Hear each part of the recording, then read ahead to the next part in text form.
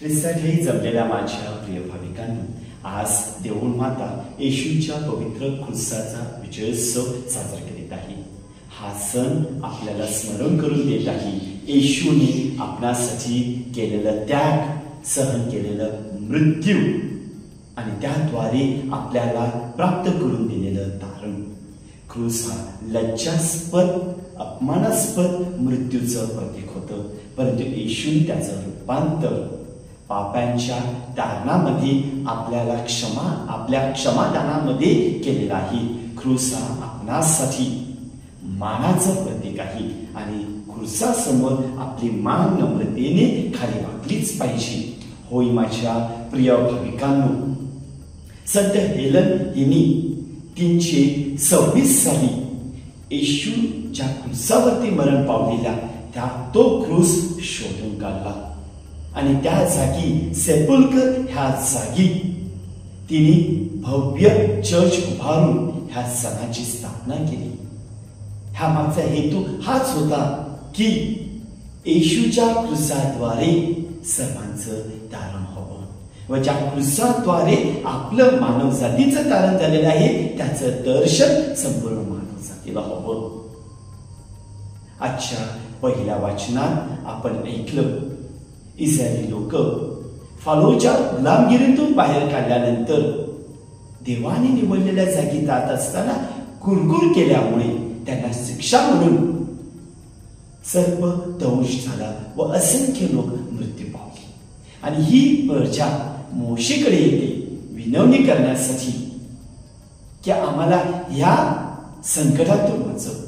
मोशेला ठाऊक होतं परमेश्वर हा दयाळू आहे, परमेश्वर हा क्षमाशील आहे आणि तो नक्कीच लोकांना क्षमा करेल.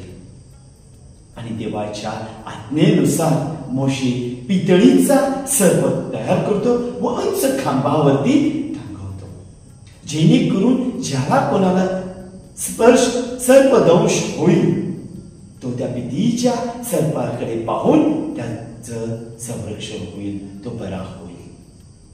आजच्या शुभवर्तमानात प्रभू येशू निकोदेमसला म्हणत आहे, जसा मोशेने पितळीचा सर्प उंच खांबावरती टांगला होता तसंच मनुष्याच्या पुत्राला सुद्धा उंच उभारलं जाईल.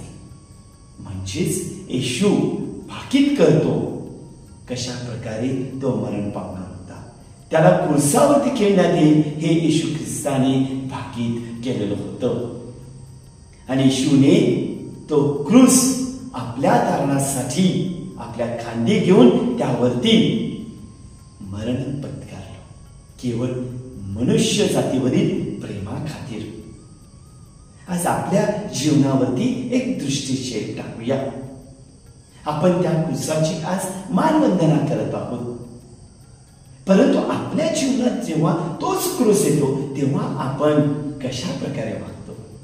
प्रभू येशू ख्रिस्त स्वतः म्हणत आहे, जो कोणी माझा पाठलाग करू इच्छितो, जो कोणी माझा शिष्य होऊ इच्छितो त्यांनी आपला वधस्तंभ घेऊन दररोज माझ्या मागे चालावं.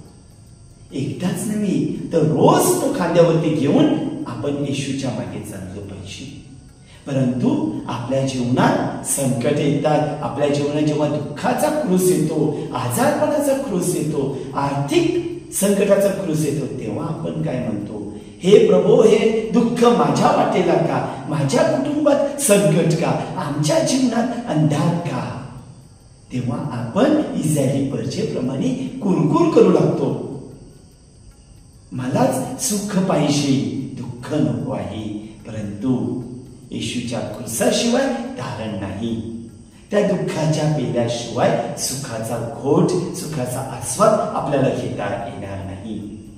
असे जिकर संत फ्रान्सिस ह्याने दमियनच्या चर्च मधील त्या क्रूसासमोर मांडी घालून प्रार्थना केली की परमेश्वराचा मार्ग त्याच्या समोर सरळ व्हावा, परमेश्वराच्या मार्गावरती वाटचाल करण्यास त्याला स्पष्ट दिसावे.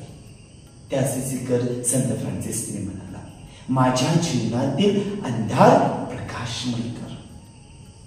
तीच आपली प्रार्थना असली पाहिजे.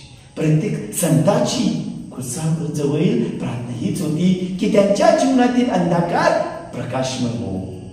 आज आपल्या जीवनातील अंधकार प्रकाशमय करण्याची गरज आहे.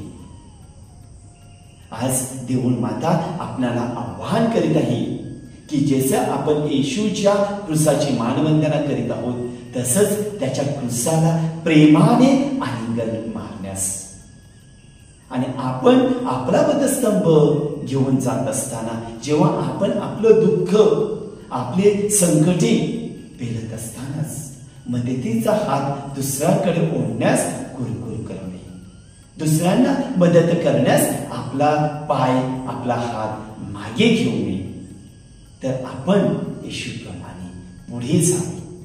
आपण दुसऱ्यांना सहाय्यता करणे हे सुद्धा गरजेचं आहे. आजचा हा सण आपणा सर्वांना एकच स्मरण करून देऊ की तारणाशिवाय की दुःखाशिवाय सुखाचा घोट घेता येत नाही. क्रूसाशिवाय आपलं तारण नाही. आपण त्या क्रूसाला प्रेमाने आलिंगन देऊया.